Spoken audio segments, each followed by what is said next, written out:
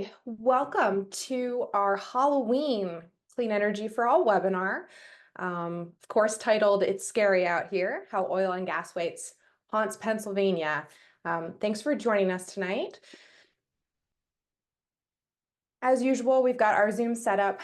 Do stay on mute if you're not speaking. If you have questions as we're going through the presentations, use the chat for those. There will be time for questions at the end. Join us on camera if you're comfortable, but we are recording, so keep that in mind. You can also use the chat for technical assistance, as well as to introduce yourself. So feel free to share where you're from, what brought you here tonight. We've got automated closed captions running. And then when we do get to the Q&A portion, we do like to use the raise hand function, but it's not entirely necessary. When we have a small group, it can be easiest sometimes just to come off mute as well. So we'll see how many people join us tonight. Some community agreements.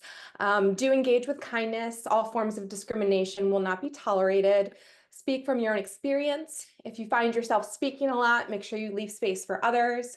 We're going to try to not use jargon, acronyms, industry language, right? But anytime we're dealing with these science topics, with energy topics, we know that those things do creep in. So please ask us to clarify if we use an acronym or jargon and it doesn't make sense.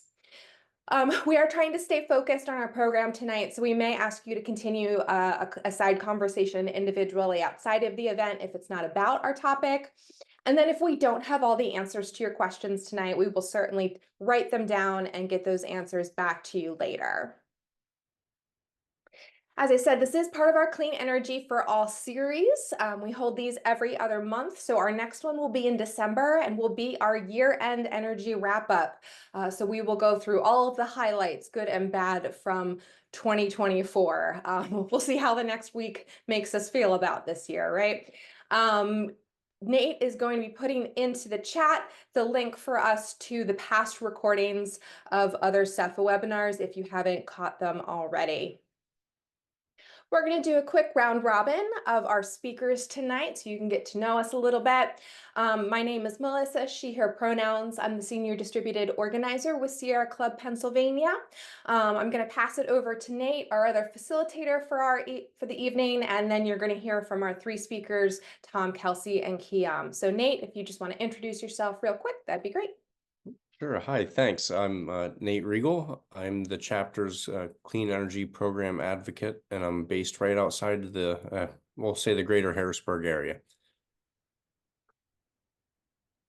All right, I'm Tom Schuster. I use he, him pronouns. I'm the chapter director for the Pennsylvania chapter. I'm based in Johnstown, Pennsylvania. Hey y'all, Kelsey Krebs, she, her pronouns. I'm the senior campaign organizer with the Beyond Dirty Fuels campaign at Sierra Club, and I'm based out of Pittsburgh, Pennsylvania. Good evening, everyone. My name is Kiam Ansari. I'm the Western PA field organizer for the Sierra Club. I use he, him pronouns. It's a pleasure to be here tonight. I'm based in Pittsburgh. Thank you so much, folks. Our agenda tonight is also spooky Halloween based. So we're going to look a little bit at the context, background, history of our oil and gas waste topic. We're going to talk about a present issue that is currently impacting Pennsylvania. So we'll call that the frightful present. And then we're going to look at lifting the curse, so to speak. So what we are looking forward to in the future to hopefully mitigate the challenges. I think with that, I can go ahead and turn it over to our first speaker. It's going to be Tom. All right, Tom, take it away. All right. Well, thank you, Melissa. I'm going to be talking about some of the regulatory history of why this is a problem, and also some of the science behind it. Next slide, please. Okay, so we'll start by talking about what's in the waste, right? Fracking uses over 1,600 chemicals. We don't know all of them. These have been identified in laboratory analyses.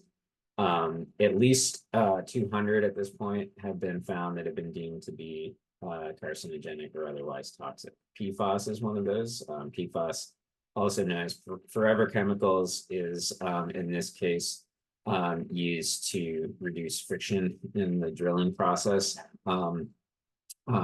Also, bromides are compounds that include bromine that are inert in nature, but when they get into the water supply and they go through a water treatment plant and go through the disinfection process, they can create carcinogenic compounds, which then get into the drinking water supply. And then what we're going to spend most of the time talking about tonight is the radiation aspect of it.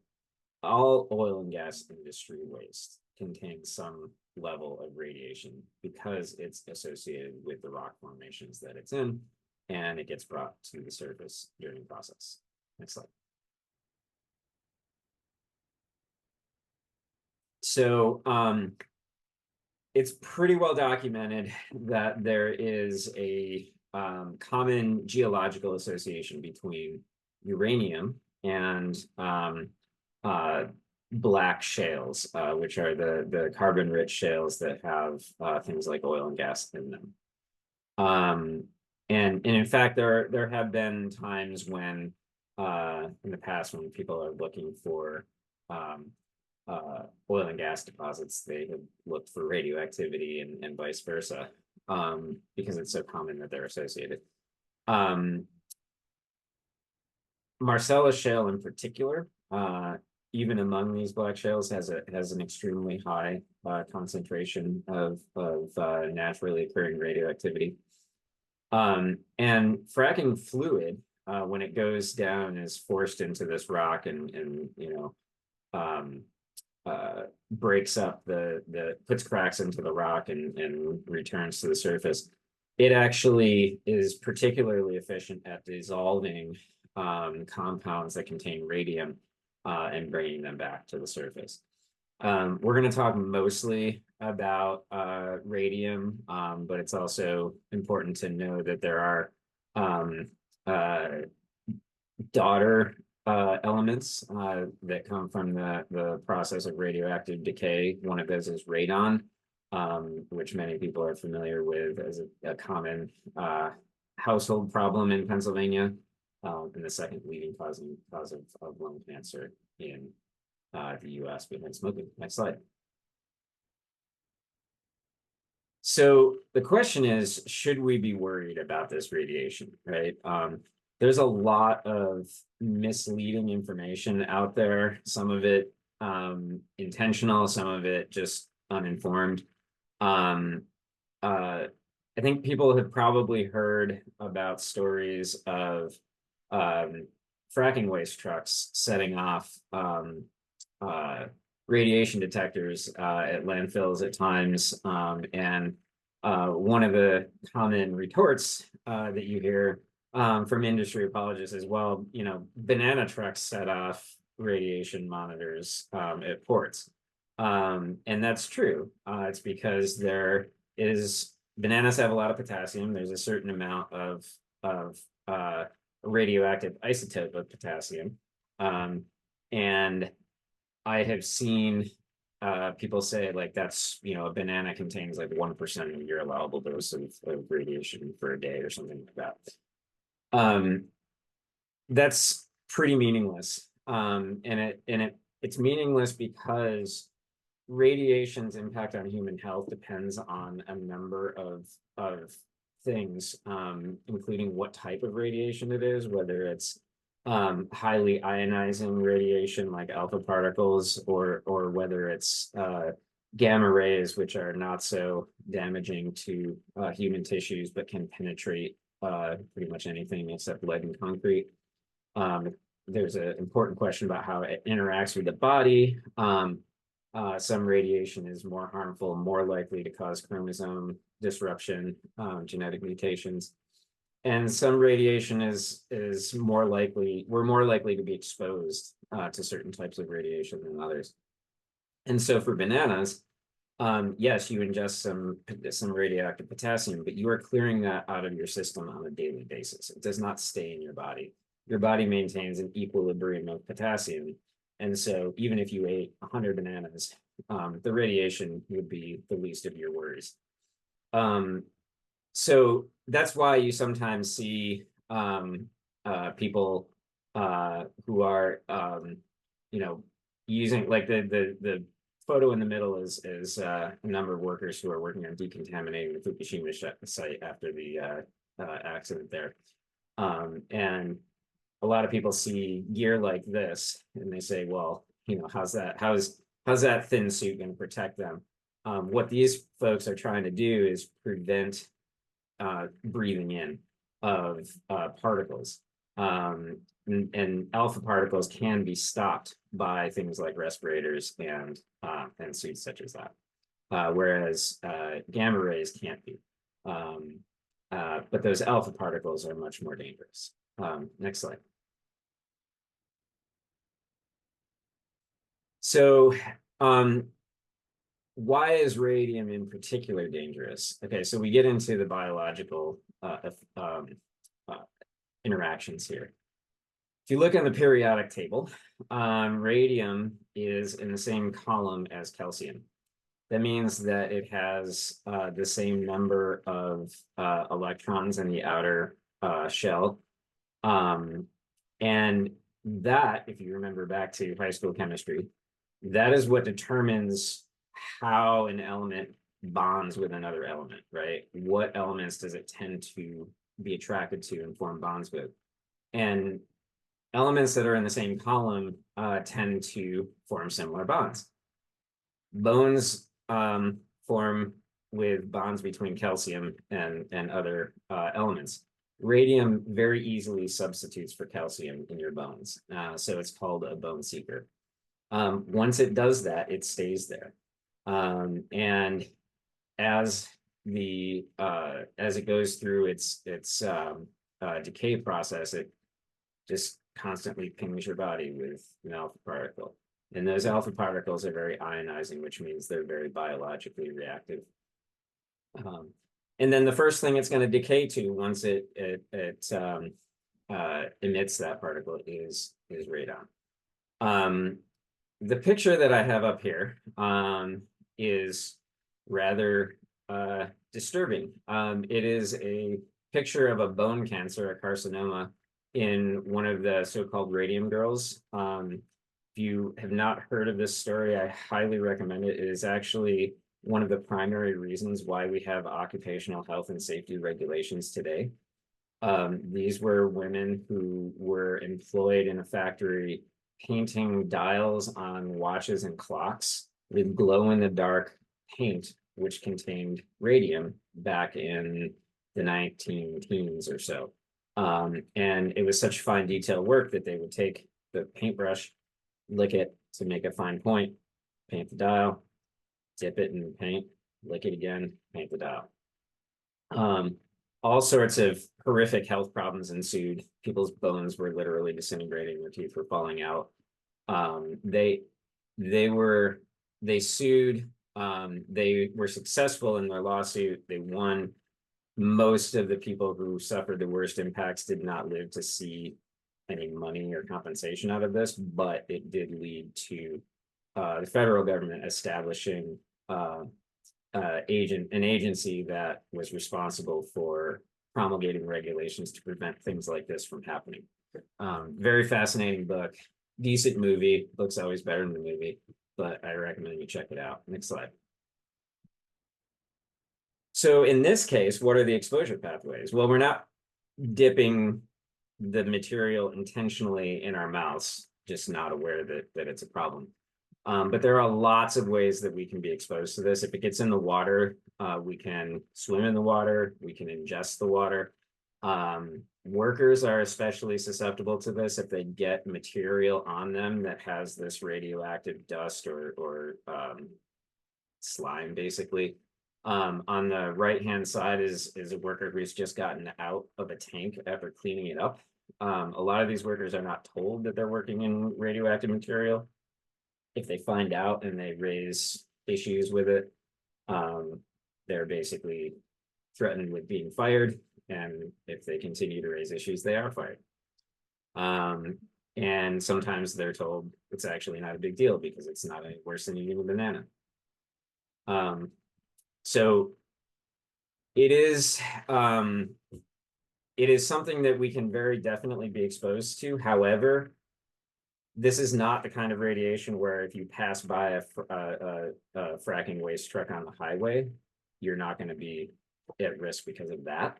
You're going to be at risk if you're exposed to open pits of water that might be evaporating material that you might be breathing in vapor from, or that might be spilling into your groundwater, that sort of thing. Next slide. So if this is so hazardous, why is it not being treated as hazardous? So back in 1976, at the kind of tail end of the decade of federal environmental action, the Resource Recovery and Conservation Act was passed, and this is what was the basis for most regulation of different types of landfills in this country. Hazardous waste landfills were supposed to be fully regulated from cradle to grave, so-called under subtitle C. The oil and gas industry raised a big stink about this. It would create lots of problems for them. So in 1980, it's called the Benson and Bevel Amendments, named after the sponsors at the time, were passed that would exempt oil and gas waste from subtitle C. But the EPA would actually have to look at this and confirm that what the industry was saying was actually true and that they didn't need to be regulated under subtitle C. So 8 years later, the Reagan EPA, not surprisingly, issued a finding that they are actually hazardous materials, but even still, we're not going to regulate them that way because it would cause severe economic impact to the industry and oil and gas production in the United States and put a serious strain on hazardous material facilities. Permitting delays would hinder new facilities and disrupt the search for new oil and gas deposits, which is one of the more maddening things you can read in the federal document. It wasn't even that it wasn't that they were ignoring evidence that it was hazardous and saying that it was not hazardous. It was basically confirming that these scientific studies about impacts on human health are very concerning, but we can't stand in the way of the industry. Next slide. So now, because of that, we're left with a bunch of substandard, shall I say, disposal options for oil and gas waste. Now, when we're talking about fracking fluids, the companies will say, well, we recycle 90% of what we use. And that is true to a point. They do reuse the fluids, but eventually the fluid becomes too contaminated to reuse and they have to dispose of it. So it's really neither here nor there. Once it gets to that point, we have one of four options. And so we'll start with the worst first. Next slide. So the first pathway is your pools, your roads, and your rivers, and other types of human endeavors, really. These are this also includes illegal dumping, which does happen quite a bit. I'm not going to talk too much about road spreading because Kelsey's going to talk about that. I will say that whenever an industry can convince you that its waste is a useful product, it is very good for them, but you should be very skeptical. So salts from oil and gas waste have been marketed as many different types of products. And it does really kind of strangely, weirdly echo the fact that when they first discovered radium back in the day, they were marketing it as many different kinds of healthcare products. And this practice, thankfully, is not as common as it used to be, but there are still some companies that essentially make salt type products. De-icers are a big one. The Turnpike Commission used to have a contract with a company that made road salt out of oil and gas waste. I don't think they do anymore, but I'm not entirely sure about that. Next slide. Okay, so a slightly better thing, if it works correctly, is a municipal landfill. And I kind of tongue in cheek say, this is actually still your river, but you filter it through some garbage first. That's very cynical, but it's also sometimes true. What happens with landfills is you have a lined pit. You put garbage in it. It's supposed to be non-hazardous garbage because of the Resource Recovery and Conservation Act that we talked about. But some other stuff lines up in there. Fracking waste commonly lines up in there. Whether it's solids from drill cuttings or liquids that are not supposed to be disposed of in the landfill, but are mixed with things like sawdust and coal ash to make them solid. Goes into landfills. And then when the rain comes down on the landfill, that water has to go somewhere. It percolates through and creates what's known as leachate. And that leachate is collected. It's supposed to be treated. But the treatment is frequently inadequate to remove all of the contaminants. Also, the treatment is it usually, shouldn't say usually, but frequently, especially now that we have more intense high rain event storms, the containment systems will be inadequate to handle all of the flow that comes through, and it will overflow, much like a combined sewer overflow, and just go straight into the waterway. And in some cases, it is not treated on site. It is shipped or piped to a municipal water treatment plant, where it is not set up to handle things like radioactive waste or PFAS or anything like that. It's meant to remove biological material. This has been a huge problem in Westmoreland County with the Westmoreland Sanitary Landfill, which its leachate was causing the nearby water treatment plant to fail to meet its discharge limits. We're also involved, and I have a picture here of the Keystone Sanitary Landfill and an editorial cartoon about the expansion there. Sierra Club is involved. We're intervening currently in a lawsuit about the expansion of that landfill. That landfill is the largest acceptor of fracking waste in the state right now. That is, accepts more by volume. But that's one of the main reasons why it's trying to expand. It was permitted to do so, and we're challenging that along with friends of Lackawanna. This is an area where I'm hoping that we will be able to talk next year about a new program that we're seeking funding for that would allow us to more comprehensively research and document the problems here, so that we can more effectively advocate with the DEP and with landfill operators to hopefully shine a light on some of the worst practices here. Next slide. The third pathway is injection wells.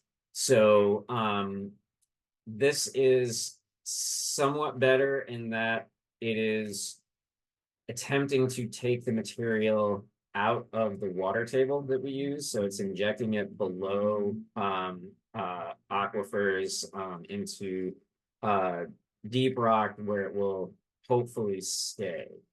Problems with these have been fairly well documented in terms of leaking. Sometimes the well casing leaks. Sometimes there are earthquakes that are caused by this because you're injecting a lot of material into rock that increases the pressure within that rock and causes slippage. This has become a big problem in Ohio and Oklahoma, where there are high concentrations of these wells. We don't have so many in Pennsylvania yet, but they're starting to try to permit more of them.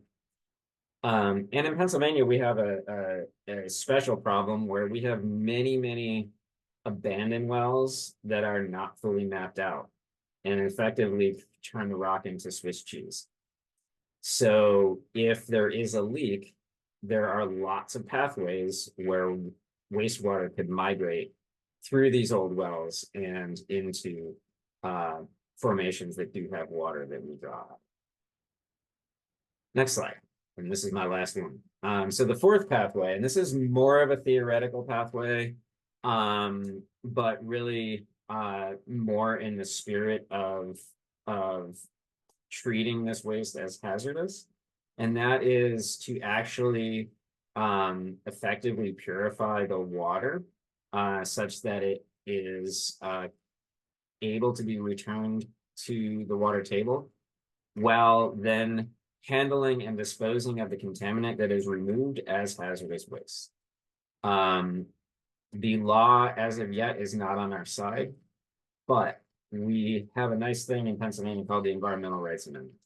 And hopefully the theory is that if we can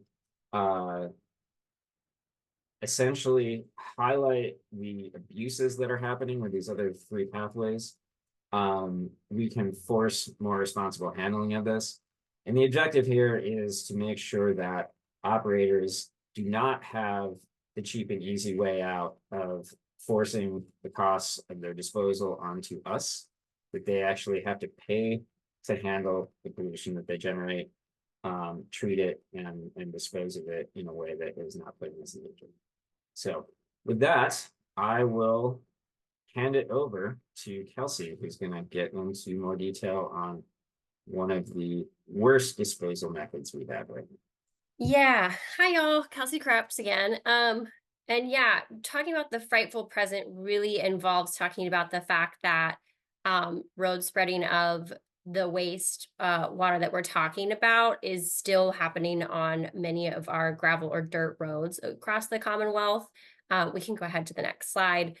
And so that was that pathway, that number one that Tom was talking about, that first instance where it's going directly into our waterways or on our roads or on our lands. In 2016, the state actually banned wastewater from frack wells from being used for dust suppression and road stabilization. Tom mentioned this in terms of like the de-icing agents that were in this waste. Spreading this on our roads is thought to keep it as a dust suppressant or a de-icer in the winter. That is not, as I'll talk about here in another slide, being proven to be as truthful as previously thought. And like I said before, they did immediately kind of ban from fracking waste to be going on our roads, as Tom also mentioned how much of those chemicals are known and unknown within fracking waste specifically.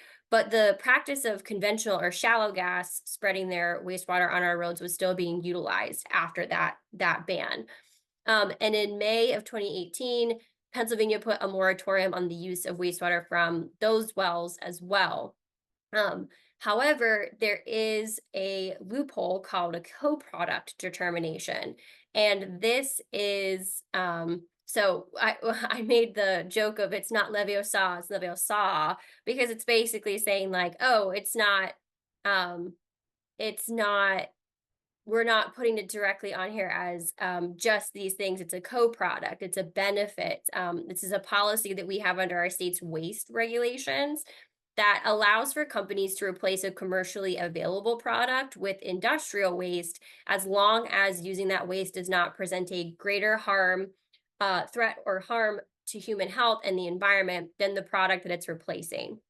And as part of this process, companies are required to evaluate the total levels of hazardous and toxic constituents in their waste. So there's a lot more to this particular regulation or piece of our policies that allow for this loophole, but this is kind of the main crux of it. Is we are seeing companies for our shallow gas industry still utilizing this co-product determination to spread their wastewater onto dirt roads as a means of a dust suppressant, or in many of our more rural areas that are still having dirt roads. Next slide. So moratorium, what moratorium? So as I said, in May of 2018, there was a moratorium that was put on the state for doing this. However, between 2018 and 2021, operators were self-reporting dumping over 3 million gallons of their wastewater on Pennsylvania roadways, according to the moratorium morass by the Better Path Coalition report. And DEP has since testified at multiple different hearings across the Commonwealth, 2 of them actually from this year, that most operators for kind of a conventional industry do not fulfill their reporting requirements to even say how much waste they generate and what happens to it. So 3.5 million gallons from reports that Better Path was able to pull from DEP reports. So this is from the companies that are actually reporting what's going on with their waste is where this information is coming. So this 3.5 million gallons, 3.2, I can't say this number off the top of my head, y'all. 3,259,405 gallons, according to the report. This is what's even just being reported. Meanwhile, 86% of conventional operators fail to report the amount of waste they generate and where it goes. So this is what we know about. And I think that that's the biggest part and the biggest piece of this conversation is just like the reality of what's going on is just, this is just what we know about during that time period. There are many other companies who are not reporting what's going on with that waste or where it's going, and the state doesn't have that information. We can go to the next slide. Of the disposal reports that have been filed, again, of the companies who are reporting where that waste is going as a co-product determination, 84 different municipalities have reported road spreading of this. And so this is a very long list, very tiny print, but this presentation is going to be available to folks afterwards. And so you'll be able to take a chance to look and see if your municipality, I would say, especially if you are in Northwestern Pennsylvania or Western Pennsylvania, there are lots of those counties here listed in some municipalities within those counties. We can go to the next slide. So not only is this waste full of nasty chemicals and is radioactive materials, but studies also are actually proving that road dumping is ineffective as a dust suppressant. So it's not that determination that we talked about, that co-product determination of how this practice is still being allowed underneath of that loophole. We're actually having more and more evidence over time through various studies that shows that that's actually really not an effective use of this material in general. And the studies here go from January 2018, was the study that suggested that oil and gas waste from conventional wells even resulted in some of those radioactive contaminations. And so that's right before the moratorium started. And then later on in May, after the moratorium started, an analysis of oil and gas wastewater spread on roads shows that the waste is radioactive and contains toxic substances many times above the drinking water standards. So again, this is going directly onto your roads, coming down into any of your ditches or directly into other water pathways, potentially seeping into your water at your homes and other supplies. And in September and October of the same year, a different review did a review of the available literature and data related to road spreading fines and the practice to be ineffective and likely counterproductive for dust control and road stabilization. And the review also found that the practice has verified environmental and foreseeable health risks. In 2021, a different study showed oil and gas waste is far less effective at dust suppression than its commercial counterparts. And in 2022, a Penn State study found that oil and gas wastewater is no more effective at dust control than rainwater, and that runoff from roads treated with wastewater contains radium, a known carcinogen. So not only are we, again, spreading this stuff directly onto our things, it's not even doing what the co-product determination job is saying it could do. It's more and more details are coming out about how it's actually really no better than rainwater on our roads, and it's actually contributing to a destabilization of our dirt roads. Which gets us into basically that co-product determination really shouldn't be what we're working with. We can go to the next slide. Oh, and really quickly, I wanted to mention those that particular slide information. A lot of really great information here is from a one-pager that one of our partner organizations, Earthworks, put together that we'll share a link around, and it's also linked into the resources for tonight. But wanted to make sure that I credit where credit's due. We can go to the next slide though. So that brings us to lifting a piece of the curse. And so we can go to the next slide. And I do say a piece because, as Tom mentioned, there are a lot of different things going on with this particular issue, and fighting this in a variety of ways in the state is pretty much how we're attempting to do more of this work. But there is an upcoming regulation opportunity in the state policy and for our environmental quality board regulations in our governor's agenda. These are the list of DEP regulations that are upcoming, listed in our calendar. The one here, it says update to the co-product regulations. And so this is really the rulemaking will amend the co-product regulations to ensure the efficacy of a waste for particular use and the consistency of that process. So when I was mentioning how that loophole gets to be utilized for the conventional industries waste being spread on our roads, this is the opportunity where we get to say this practice absolutely should not be continuing. We do not want this first and foremost. A moratorium hasn't really been a full moratorium if we don't know where 86% of conventional well drillers waste is going and where it's happening, where it's ending up after that pace. So there's going to be an opportunity for us to submit a lot of comments to call for an end to this practice in general. And that is who I'm going to turn. I believe at this point, I'm turning this over to Kiam to kind of cue us up into some opportunities to get involved with this for this issue. Thank you so much, Kelsey. So I know we just shared a lot of scary information with you all about how radioactive materials are being spread on our roads and leaking into our water sources. But fortunately, we have an opportunity to fight that and to make a change. And I'm going to talk about how we would hope to prepare for this rule. So the first thing that we plan on doing is to communicate with you guys to keep you guys updated about everything that's going on with this rulemaking. And the way that we're going to stay in communication with you guys is through our email list. So Melissa just shared a link in the chat. We want to make sure that everyone is signed up to the email list because we will be reaching out in the future to hold a session where we're going to be training you guys on how to give technical comments on this regulation. This training will be an opportunity for us to learn from each other about what's actually inside of the regulation. So we'll be able to ask questions, get clarity on what's included in this new rule, and then we'll work through, how do we take our personal experience and turn it into technical comments for the rulemaking. And hopefully this rule will be released in the first quarter of 2025. That is a 3-month rolling window. So we're going to try to keep you guys informed early and often as the process kind of gets started.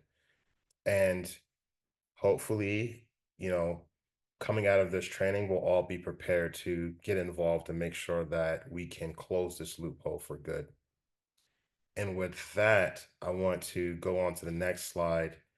So we talked a lot of resources in this presentation, and I just wanted to make sure you guys were aware that all of these links will be available for you guys inside of the presentation. They've also been shared in the chat.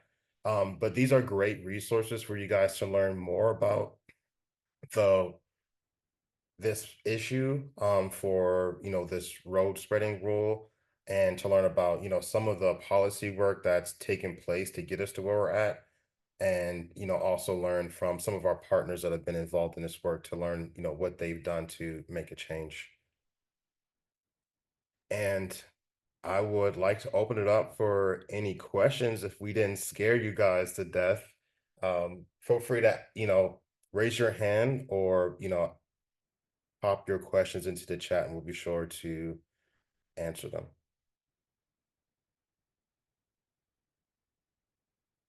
So I see Arlene in the chat had a question. The waste spread on the road eventually dries up and probably creates its own dust to be inhaled when the vehicles drive on it and stir it up. Absolutely. So not only is it the water and the toxins that we're spreading on the road to suppress the dust, making it worse, but it's also adding environmental toxins that are creating one of those pathways for it to get into your body. So it's a very dangerous practice. Does anybody have any questions?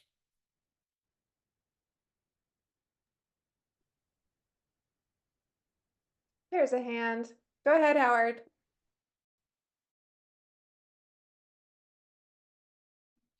Okay, how is this stuff stored prior to use? I'm asking because I see these large sheds by the side of the highway sometimes with certain, I guess, salt or sand or something inside. And I'm wondering if that's part of this waste problem.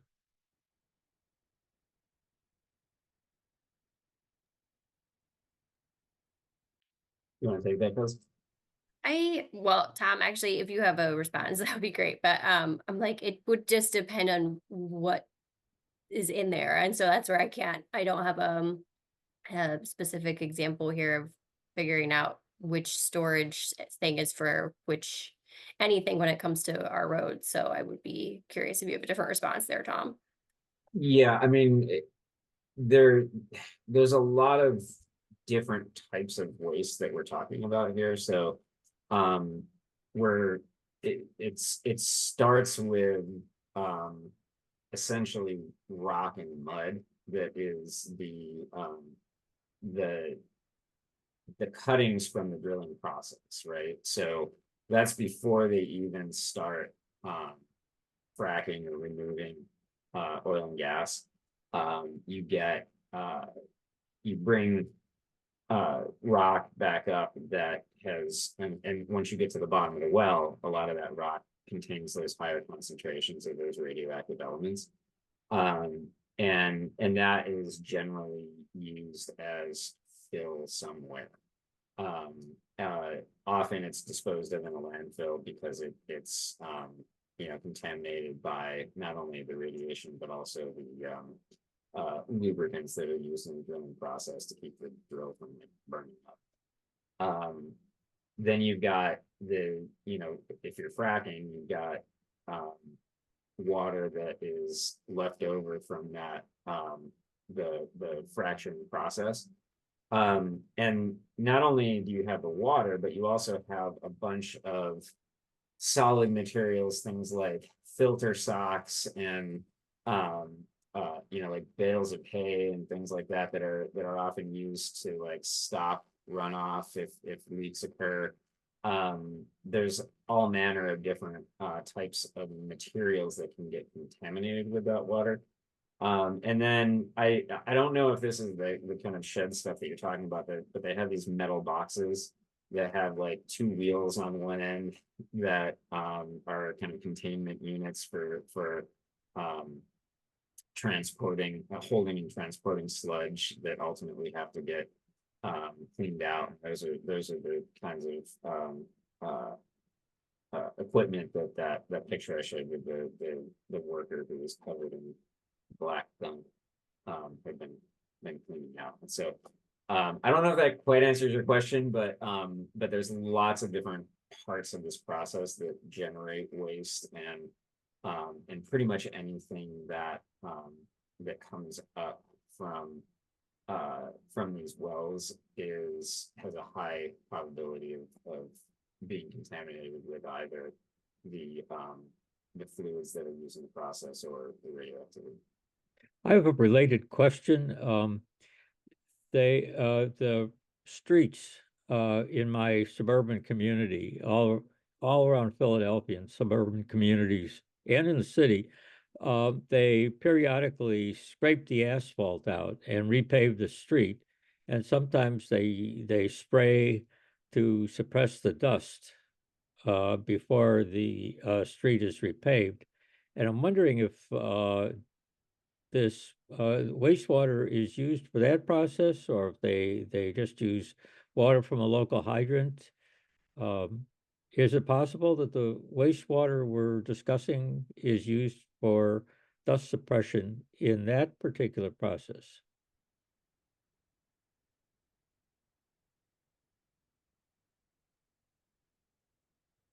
Say, Howard, it certainly could be, because as part of this rule, some of these byproducts could be used in that spraying.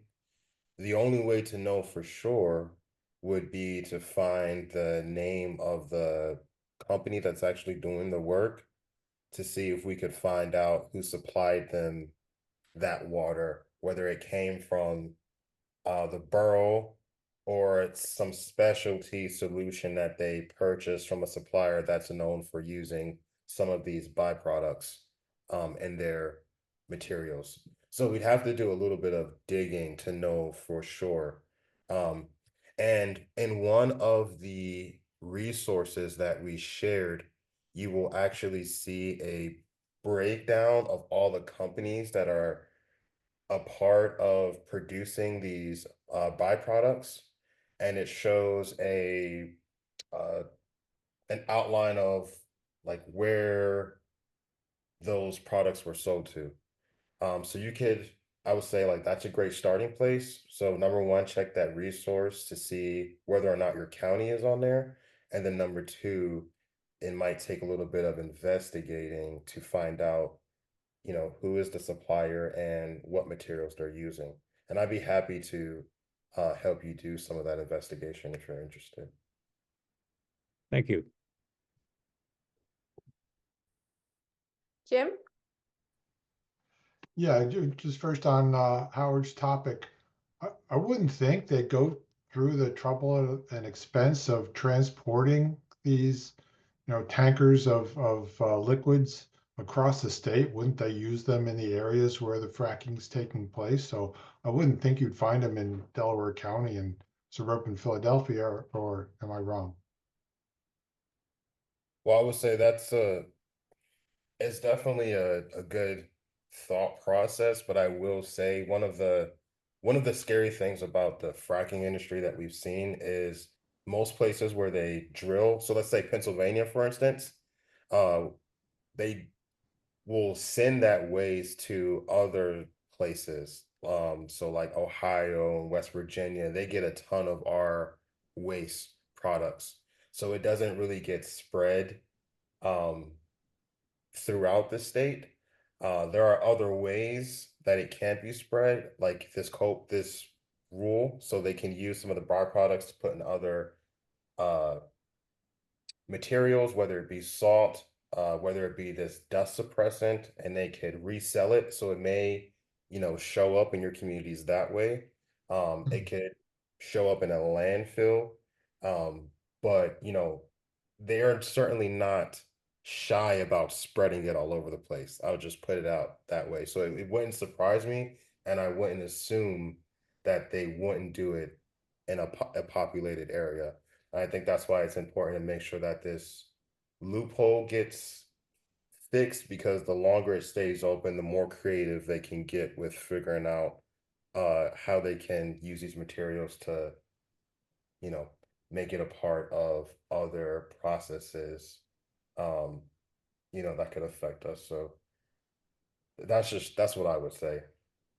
And I will also share, like, in some of the testimonies, even from, there was a Senate Democratic Policy Committee hearing over the summer, as well as a House ERE committee hearing on this issue. And some of the testimony actually from our senators in the state was specifically talking about how they saw a fracking company spreading its waste on roads, and like that is banned. So I will say, at the end of the day too, where this waste is going, exactly as Kiam had said, like most of our stuff in the state is actually not staying here. It's going to Ohio, and it's going to being put in injection wells.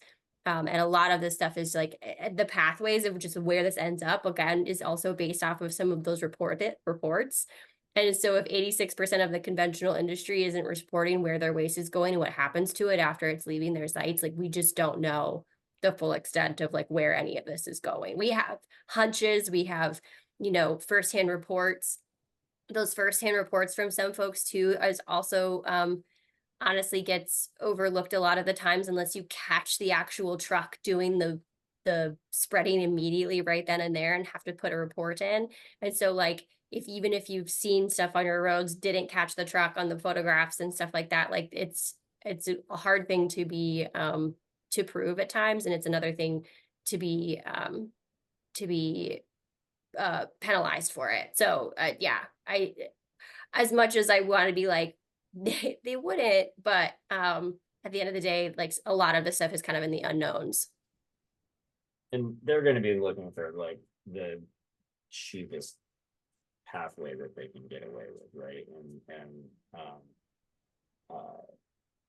If that is a choice between spreading it on a roadway somewhere and having to pay for disposal as opposed to selling it as some kind of product, then I'll do that. So I think really my takeaway from looking at this is it's going to take a very kind of comprehensive approach to, number one, put pressure on DEP to actually do their job and hold the industry accountable, right? For existing rules and regulations, which is not always happening. Number two, tighten up on what is allowed, so that some of these more dangerous practices are no longer available to them. And that is something that we hope to do a lot more of in the coming years, and starting with this regulation, which we may have to push the administration to pick up the pace on as well. Okay, thanks. Arlene had a question in the chat, an unrelated question. Does anyone know what black shiny goo PennDOT uses on berms after resurfacing roads? I see head shakes. I see Nate putting something in the chat. Did he look it up? It took me a while to find it. It really depends on we'll say the road and the activity that you're talking about, but right there is their document that has what substances get used for which application that may apply. So hopefully it can be found in there. Thank you, live research assistant. Kelsey, you had said, Tom, could you repeat something more loudly? Apologies, that was where you were talking about your step 1 and step 2 there. It was a little muffled for me, and I didn't know if that was the same for everybody else. So I just was asking for that to be a little louder. Apologies for that. I was just saying that the abbreviated version is we need DEP to do a better job of holding the industry accountable for things that they're already not allowed to do. And then we need to reduce the number of dangerous things that they are allowed to do, starting with the regulation. Thank you. I appreciate it. Do we have any other questions? We have a couple more minutes. Yeah, I just want to say that we send most of that stuff to Ohio to be put into injection wells. And New York sends most of its trash, a lot of its trash, to Pennsylvania to be put into mines and trash to steam plants. That gives a whole new dimension to the concept of interstate commerce. Just wanted to throw that in.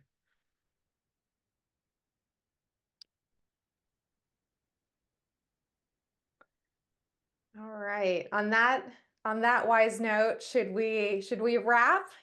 I see no more hands, nothing in the chat. Of course, if folks think of something after this, please feel free to send an email.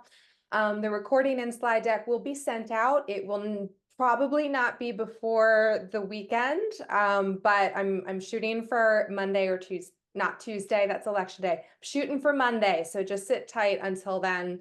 And speaking of election day, please get out and vote. I'm sure you all will.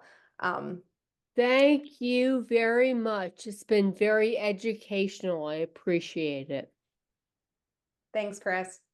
And thank you to our speakers, Tom, Kelsey, Kiam, excellent job. And thank you, Nate, for being our live research assistant. So appreciate y'all so much. Have a great evening.